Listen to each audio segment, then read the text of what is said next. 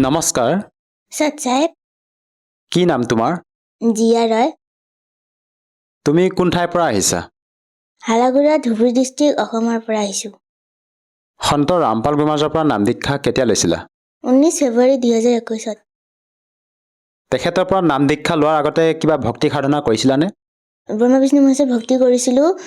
ব্ৰত কৰিছিলোঁ আৰু সেই সাধনাবিলাক গুৰু ধাৰণ কৰি কৰিছিলা নে এনে কৰি আছিলা এনেই কৰি আছিলোঁ তুমি যিহেতু জনালা যে পৰম্পৰাগত যিবিলাক ভক্তি সাধনা পৰিয়ালৰ লোকে কৰি আছিলে সেই সাধনাবিলাক তুমিও কৰি আছিলা তেনে ক্ষেত্ৰত সন্ত ৰামপাল গুমাজৰ শৰণলৈ কেনেকৈ আহিব লগা হ'ল মোৰ বৰ্ণ টিবি ৰোগ আছিলে সেই ৰোগৰ পৰা ৰক্ষা পাবলৈ মই সন্ত ৰামপাল মহাৰাজৰ পৰা নাম দীক্ষা লৈছিলোঁ তোমাৰ বৰ্ণ টিবি যিটো ৰোগ আছিলে তাৰ বাবে ডক্টৰৰ কাষলৈ গৈছিলানে গৈছিলোঁ মই ধুবুৰীত গৈছিলোঁ ধুবুৰীৰ পৰা গুৱাহাটীত গৈছিলোঁ জি এন আৰ চিৰ পৰা GMCত গৈছিলোঁ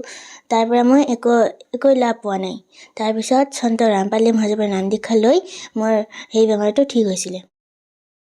সঁচাকৈ এইটো আচৰিত কথা যি তোমাৰ মাৰাত্মক ৰোগ হৈছিলে বৰ্ণ টিবি ৰোগ হৈছিল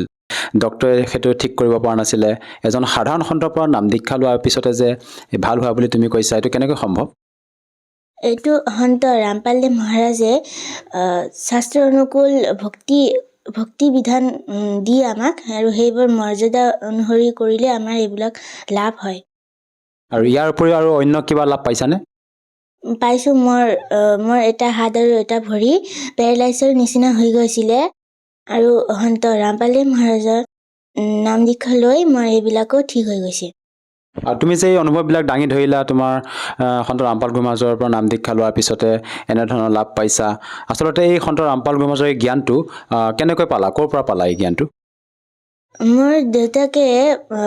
ইউটিউবত চাইছিলে কি এই বৰ্ণ টিবি ৰোগটো কি বৰ্ণ টিবি ৰোগটোৰ জানিবলৈ ইউটিউবত চাৰ্চ কৰিছিলে তাত এজন ভক্তই ইণ্টাৰভিউ দি আছিলে তাৰো এনেকুৱাই বেমাৰ হৈছিলে আৰু হিৰো বৰ্ণ টিবি হৈছিলে দেউতাকে দেখি আমাক সন্ত ৰামপাল মহাৰাজৰ পৰা নাম দীক্ষা লৈ দিলে আৰু নাম দীক্ষা ক'ত লৈছিলা গুৱাহাটী আশ্ৰমত লৈছোঁ সঁচাকৈ এটা আচৰিত কথা বৰ্তমান এই আধুনিকতাৰ যুগত এজন সন্তৰ পৰা নাম দীক্ষা লৈ তুমি এনেধৰণে বিভিন্ন প্ৰকাৰে লাভ পাইছা বৰ্ণ টিবিৰ দৰে যিটো মাৰাত্মক ৰোগ তাৰ পৰা পৰিত্ৰাণ পালা আচলতে আৰু এটা কথা জানিব বিচাৰিছোঁ যিহেতু আধুনিকতাৰ এই যুগত আমি বিজ্ঞানকে সৰ্বেসৰ্বা বুলি মানো তেনে ক্ষেত্ৰত আমি বিজ্ঞানৰ এই যুগত ভক্তি কৰাৰ আচলতে কিয় প্ৰয়োজন ভক্তি কৰাৰ প্ৰয়োজন হয় কাৰণ আমাৰ মানৱ জীৱনৰ মুখ্য উদ্দেশ্য মোক্ষ প্ৰাপ্তি আৰু মোক্ষ প্ৰাপ্তি ভক্তি কৰিলেহে আমাৰ মোক্ষ প্ৰাপ্তি হ'ব আৰু যেতিয়া বিজ্ঞানে হাৰ মানি দিয়ে তেতিয়া পৰমেশ্বৰৰ কাম আহে পৰমেশ্বৰে ঠিক কৰি দিয়ে সব ৰোগে সেইকাৰণে আমি ভক্তি কৰিব লাগে তুমি যিহেতু তোমাৰ মাৰাত্মক ৰোগ বৰ্ণ টিবিৰ পৰা পৰিত্ৰাণ পোৱাৰ উদ্দেশ্যে সন্ত ৰামপাল গুমাজৰ শৰণলৈ আহিলা কিন্তু বহুতে কয় হেনো ভক্তি হেনো বৃদ্ধ বয়সতে কৰিব লাগে আচলতে ভক্তি সৰুৰ পৰাই কৰিব লাগে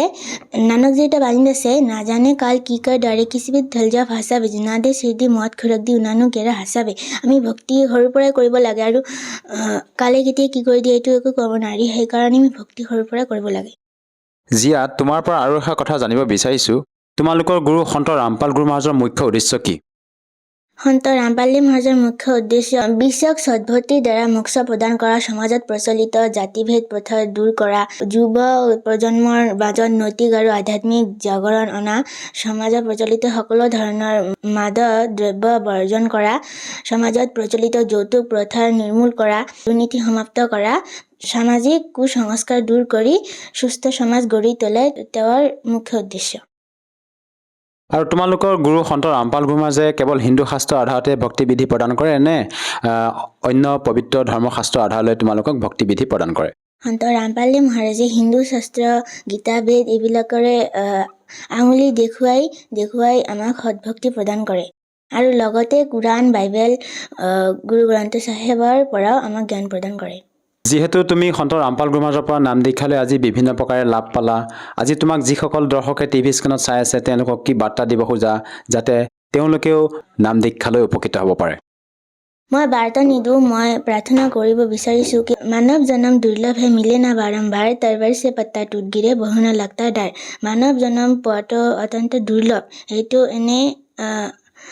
ৰিলছ কাৰ্টুন এইবিলাক চাই সময় বৰবাদ কৰিব নোৱাৰি আৰু যদি মোৰ নিচিনাকৈ লাভপ্ৰাপ্ত হ'ব বিচাৰে আপোনালোকেও জ্ঞান গংগা পুথি পঢ়ক আৰু মোৰ নিচিনা যিবিলাক মোৰ বয়সীয়া বন্ধু বান্ধৱীবিলাক আছে তেওঁলোকে জ্ঞান গংগা পুথি পঢ়ক আৰু ইউটিউবত সৎসং আহে সন্ত ৰামপাল মহাৰাজৰ এইবিলাক শুনক আৰু জ্ঞান বুজক, জ্ঞান বুজি সন্ত ৰামপাল মহাৰাজৰ নাম দীক্ষা লৈ লাভপ্ৰাপ্ত কৰক। ভাৰতবৰ্ষত পূৰ্ণ গুৰু সন্ত ৰামপাল মহাৰাজে হয়, সেইকাৰণে পলম নকৰি সন্ত ৰামপাল মহাৰাজৰ পৰা নাম দীক্ষা লওক আৰু আত্মকল্যাণ কৰক। যদিহে কোনো লোকে সন্ত ৰামপাল গুৰুমাজৰ পৰা নাম দীক্ষা লৈ এই ভক্তি সাধনা কৰিব বিচাৰে কেনেকৈ ল'ব পাৰিব? ইউটিউবত সন্ত ৰামপালজী মহাৰাজ সৎসং চাৰ্চ কৰিলে তাত সৎসং আহে, সৎসঙৰ পিছত হালধীয়া শাৰী আহে, তাত নাম্বাৰ দিয়া থাকে, তাত কণ্টেক্ট কৰি আপুনি সন্ত ৰামপাল মহাৰাজৰ নাম দীক্ষা ল'ব পাৰি। লগতে জ্ঞান গংগা পুথি সবৰে ঘৰত থাকে, জ্ঞান গংগা পুথিৰ পিছফালে নাম্বাৰ দিয়া থাকে, তাত কণ্টেক্ট কৰিও আপুনি নজদিকি নামদান কেন্দ্ৰৰ পৰা নাম দীক্ষা ল'ব পাৰে। ধন্যবাদ থাকিল। ধন্যবাদ সৎসাই।